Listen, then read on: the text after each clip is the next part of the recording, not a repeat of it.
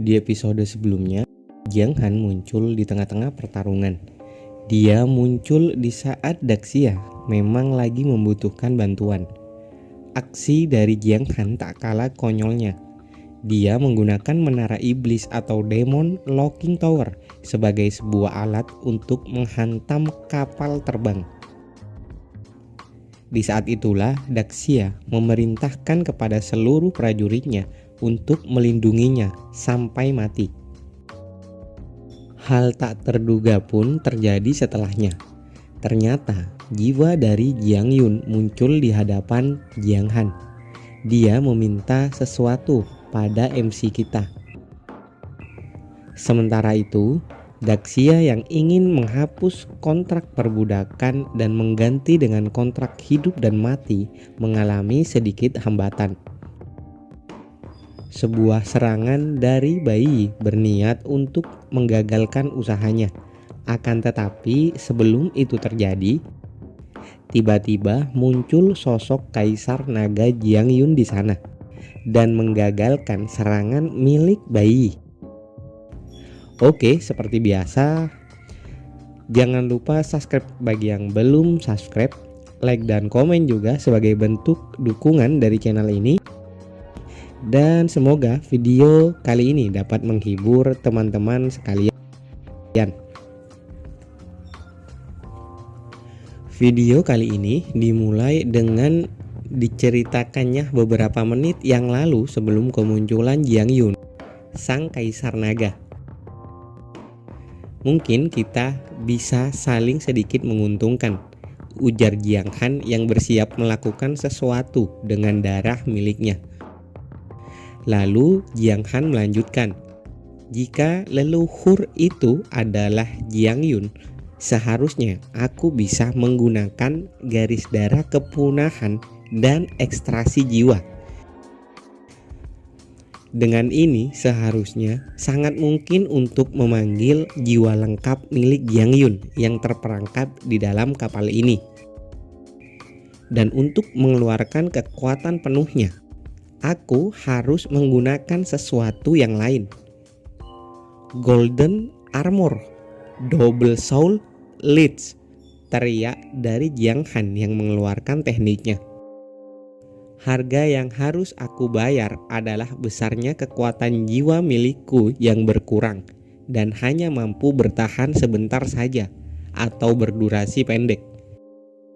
Oleh sebab itu, jadilah. Kemudian cerita berpindah pada saat ini terlihat Bai yang mendapatkan pukulan dari Jiang Yun, hingga tubuhnya terhempas mundur ke belakang dan menabrak tiang kapal. Sial, kini dua orang dengan kultivasi yang berada di alam bawaan ada di sini, ujarnya dengan sedikit terbata-bata. Meski dirinya bisa dibilang berada di puncak kultivasi, yakni di ranah Juedian tahap ke-9, akan tetapi Bai tidak mampu melawan ranah dari alam bawaan jika tidak menggunakan sebuah trik dan rencana persiapan yang matang. Lalu dirinya menyadari sesuatu. Kini di hadapannya, Jiang Yun muncul dan akan melakukan serangan lagi.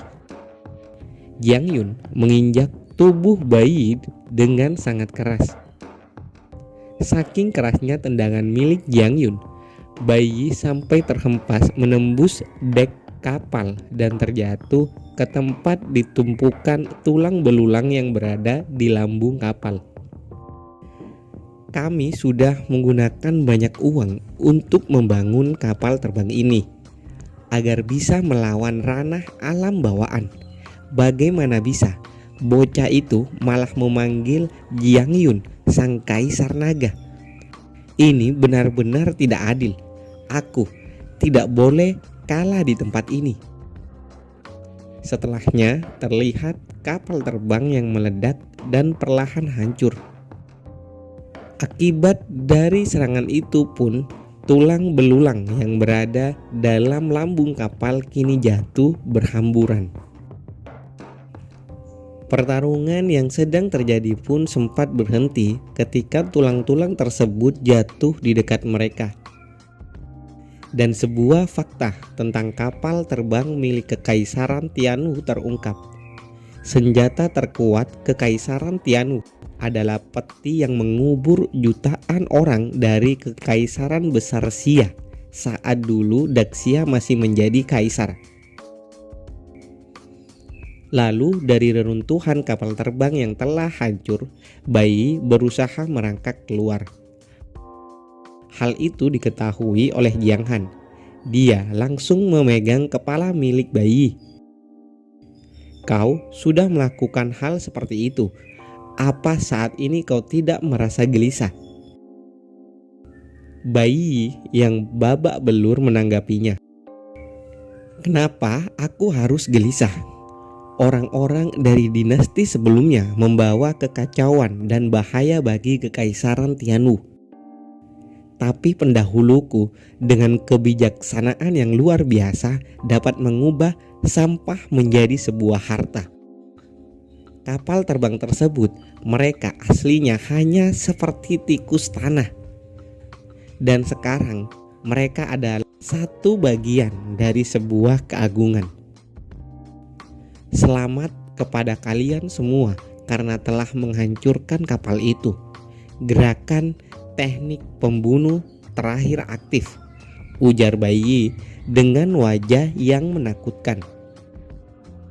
Tiba-tiba Jiang Yun berteriak. Dia menarik tubuh Jiang Han untuk menjauh dari tempat tersebut. Sesuatu terlihat terjadi pada Bai Yi dan area sekitarnya.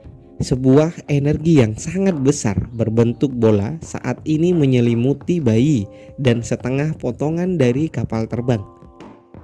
Hal tersebut juga dapat disaksikan oleh semua orang yang berada di sana. Dengan hanya melihatnya saja, Daxia merasa jika benda yang ada di hadapannya sangatlah berbahaya. Kejadian tersebut juga berdampak pada tentara Kekaisaran Tianwu. Mereka terlihat menjadi tak terkendali dan lebih buas daripada sebelumnya. Komandan terkuat zombie langsung mengambil inisiatif dengan cara memenggal kepala salah satu musuh. Dia juga meneriakkan agar semua pasukan zombie mengikuti caranya. Daxia yang melihat arena pertempuran yang sebelumnya sempat terhenti saat ini menjadi sangat kacau dengan kejadian tersebut. Tiba-tiba Daxia mendengar suara-suara aneh yang masuk ke kepalanya. Suara-suara tersebut terus menuntut kepada Daxia karena telah menghilang pada saat masa lalu. Suara-suara itu meminta pertanggungjawaban serta penjelasan kepada Daxia.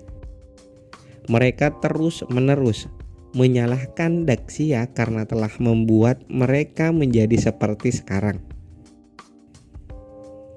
Sementara itu, dari dalam energi tersebut, Bai Yi berkata, "Ini sangat jelek.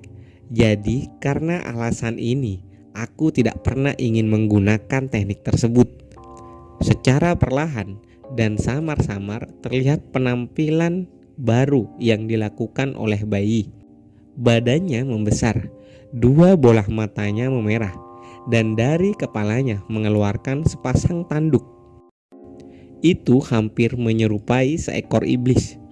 "Hiahaha, Jiang Yun, mari kita lihat seberapa lama kau bisa mempertahankan perwujudanmu saat ini." Melihat itu, kemudian Jiang Yun mengeluarkan senjatanya. Dia saat ini menyiapkan sebuah serangan untuk menyerang Bai Yi. "Kita harus segera menghentikannya secepat mungkin," ujar Jiang Yun yang melesat bersama Jiang Han. "Hihihihi, apakah kau menganggap aku masih sama seperti sebelumnya?"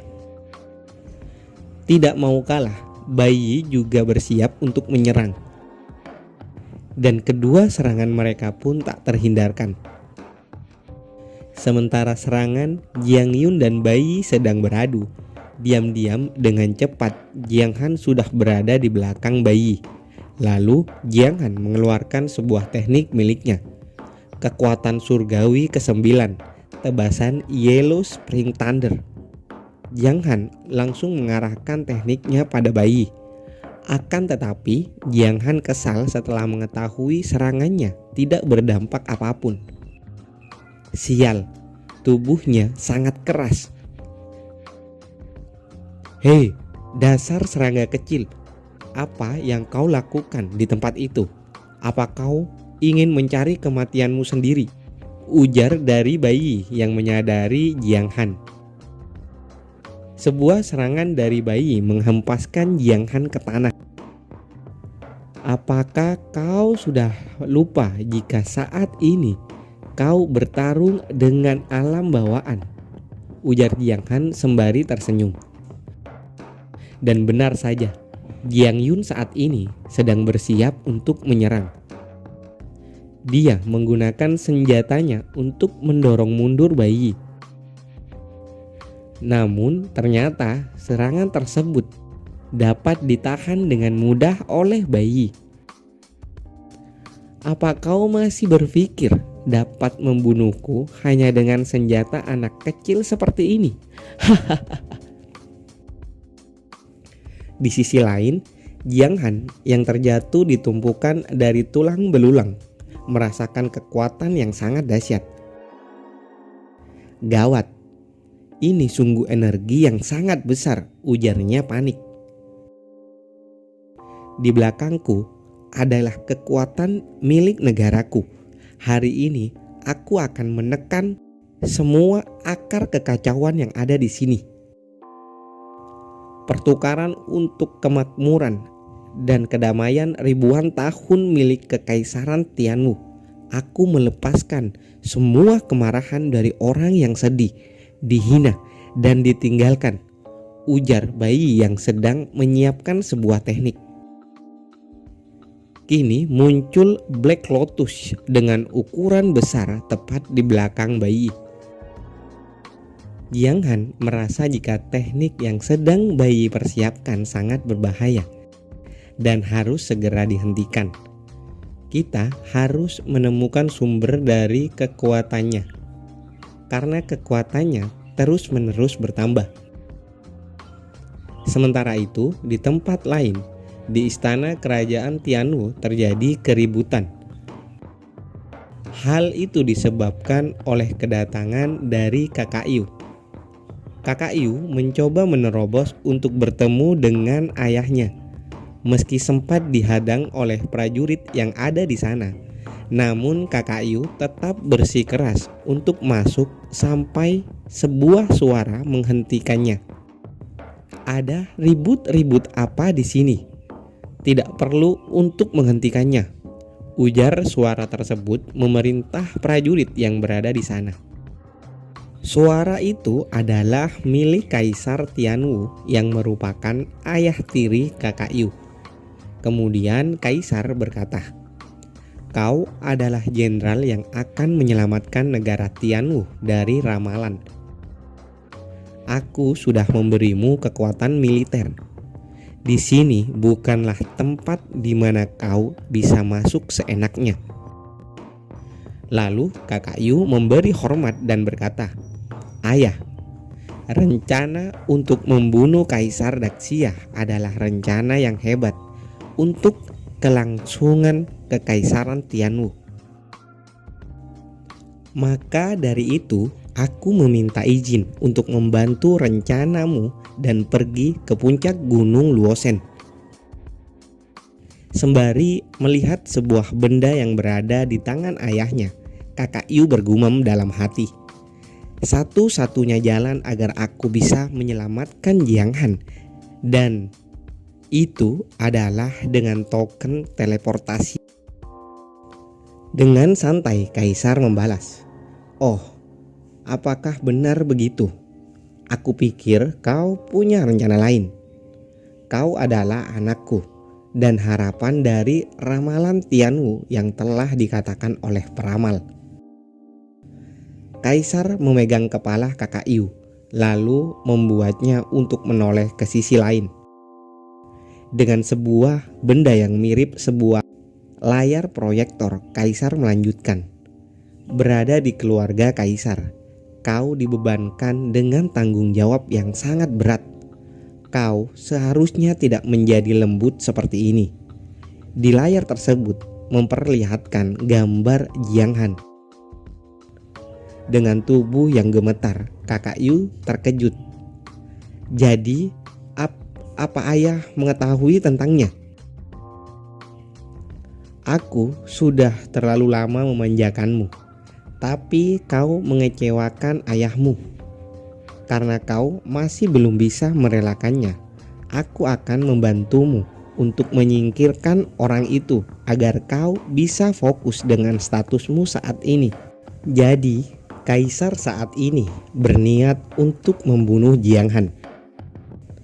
Sembari berjalan meninggalkan kakak Yu, kaisar berkata, "Karena kau sudah kembali, kau tidak perlu lagi untuk pergi ke Laut Cina Timur untuk saat ini. Bersiaplah untuk sebuah pernikahan. Aku akan menikahkanmu dalam waktu dekat." Ini adalah perintah sekaligus sebuah misi dariku yang harus kau lakukan. Mendengar hal itu, kakak Yu langsung tertunduk dan tidak mengucapkan sepatah kata pun. Kemudian cerita kembali ke Gunung Luosen. Saat ini terlihat Black Lotus yang terus-menerus mengeluarkan energi yang sangat banyak, bahkan hampir tidak berhenti. Itu juga berpengaruh pada bayi, karena energi-energi tersebut terus masuk ke tubuh milik bayi dan menambah kekuatannya. Semakin lama pertarungan, pasti semakin banyak pula bayi menerima kekuatan dari Black Lotus. Di sisi lain diperlihatkan Jiang Han yang saat ini dalam kesulitan. Ditambah sekarang dia tidak dapat menahan bentuk dari Jiang Yun lebih lama lagi, dikarenakan Jiang Han sudah mencapai batasannya. Di saat yang hampir bersamaan, terdiamnya kakak Yu di hadapan ayahnya bukanlah tanpa alasan. Dia ternyata sedang memikirkan sebuah rencana untuk menunggu momen yang tepat di saat ayahnya lengah. Dan di saat itulah dengan cepat kakak Yu mengambil paksa token teleportasi dari tangan kaisar. Setelah berhasil mendapatkan token tersebut, tanpa banyak basa-basi, kakak Yu segera pergi dari tempat tersebut. Tujuannya adalah layar proyektor. Dia merusak layar tersebut dan masuk ke dalam ruangan atau tempat tersembunyi yang berada di belakang layar. Kembali lagi pada Jiang Han. Saat ini dia sudah benar-benar tidak mampu lagi untuk mempertahankan bentuk dari Jiang Yun. Dia berniat memanggil kembali teknik Golden Armor miliknya. Sembari menahan sakit, Jiang Han berkata, "Hei Jiang Yun, tubuhku ini tidak dapat menahan Black Lotus itu lebih lama lagi. Maafkan aku akan menarik paksa teknik milikku." Namun tiba-tiba sebelum Jiang Han melakukannya, Jiang Yun mengatakan jika ada sebuah cara untuk menghentikannya. Lalu Jiang Yun melakukan rencananya pada Jiang Han. Aura keemasan dikeluarkan dan menuju tubuh Jiang Han. Aura-aura tersebut melingkar dan menyerap masuk pada tubuh milik Jiang Han. Hal itu ternyata adalah keputusan dari Jiang Yun yang memberikan kekuatan dan energinya untuk menciptakan sebuah kesempatan bagi Jiang Han. Bayi yang menyaksikan perubahan pada Jiang Han berkata, "Kenapa kau tidak mengikuti takdirmu saja dan pergi ke neraka?" Dia bersiap melakukan serangan. "Hei, kau tidak pantas mengatur takdir milikku. Aku sendiri yang akan menulis takdirku dan bukan dituliskan oleh bajingan sepertimu." Terlihat Jiang Han bertransformasi ke mode naga tipe kedua. ditambah sebuah kekuatan pemberian dari Jiang Yun. Benar-benar sebuah persiapan terakhir dengan serangan penuh. Aku akan membalaskan dendam dari teman-temanku serta orang-orang yang telah kau bunuh. Dasar bocah, kau tidak akan memiliki kesempatan menang. Kedua kekuatan mereka pun bertabrakan. Semuanya sama-sama berusaha untuk memenangkan pertarungan. Tidak ada satupun dari mereka yang berharap untuk kalah. Hihihi, ini belumlah selesai. Ayo, kita lihat siapa yang paling beruntung di antara kita. Sementara itu, di sisi Kakak Yu, setelah usahanya merebut token dan menerobos ke ruang rahasia, kini dia terlihat menuju ke sebuah tempat di mana tempat tersebut tergambar seperti sebuah altar yang menompang sebuah energi yang sangat besar. "Hentikan putri, lindungi menara energi!" teriak para prajurit yang berjaga di tempat tersebut. Bola energi itulah sumber dari kekuatan yang memberikan banyak energi pada bayi. Entah dengan metode seperti apa, energi tersebut dikirim dan diteleportasi untuk mendukung bayi menjadi lebih kuat dan dapat membunuh semua orang yang berada di Gunung Luosen. Kakak Yu menyiapkan teknik untuk melakukan sesuatu. "Wind Slash!" teriak dari Kakak Yu. Seketika altarnya rusak dan hancur sehingga energi yang ditompangnya menjadi tidak stabil. "Jangan, kau tidak diizinkan untuk kalah, apalagi mati," gumam Kakak Yu dalam hati. Usaha dari Kakak Yu berdampak pada bayi. Di sini bayi tiba-tiba merasakan jika transmisi energinya terputus dan hancur. Apa yang terjadi? Mengapa pasokan energinya berhenti? Aha, sebuah kesempatan. Jiang Han yang merasa energi tersebut berhenti tersalur pada bayi langsung tersenyum. Dia benar-benar tidak melepaskan kesempatan tersebut. Inilah momen yang ditunggu-tunggu olehnya. Sebuah serangan skala besar dipersiapkan kembali oleh Jiang Han. Lalu setelah serangan tersebut telah siap, Jiang Han langsung menembakkannya pada bayi. Sebuah teknik serangan berskala besar melesat menuju bayi. Hei, tunggu. Apa yang kau lakukan? Sial, aku kehilangan fokus saat pertarungan ketika transmisi energi terputus tadi. Ledakan besar terlihat saat serangan Jiang Han mengenai bayi dengan telak. Setelah beberapa saat kemudian, dari dalam kepulan asap perlahan terlihat sebuah bayangan seseorang. Dan orang tersebut adalah bayi. Tidak seharusnya tidak berakhir seperti ini. Lalu Jiang Han berjalan menghampiri bayi. Dia mencengkram kepala milik bayi. "Lepaskan aku. Aku adalah pangeran surgawi dari kekaisaran Tianu. Kau tidak bisa mempermalukanku seperti ini. Kau harus membayar dosa-dosamu. Kau tidak diizinkan untuk hidup lagi di dunia ini. Persiapkan dirimu." Sebuah energi dikeluarkan oleh Jiang Han dan sekaligus mengakhiri video kali ini. Oke, terima kasih. Tunggu video selanjutnya. Sampai ketemu lagi dan see you.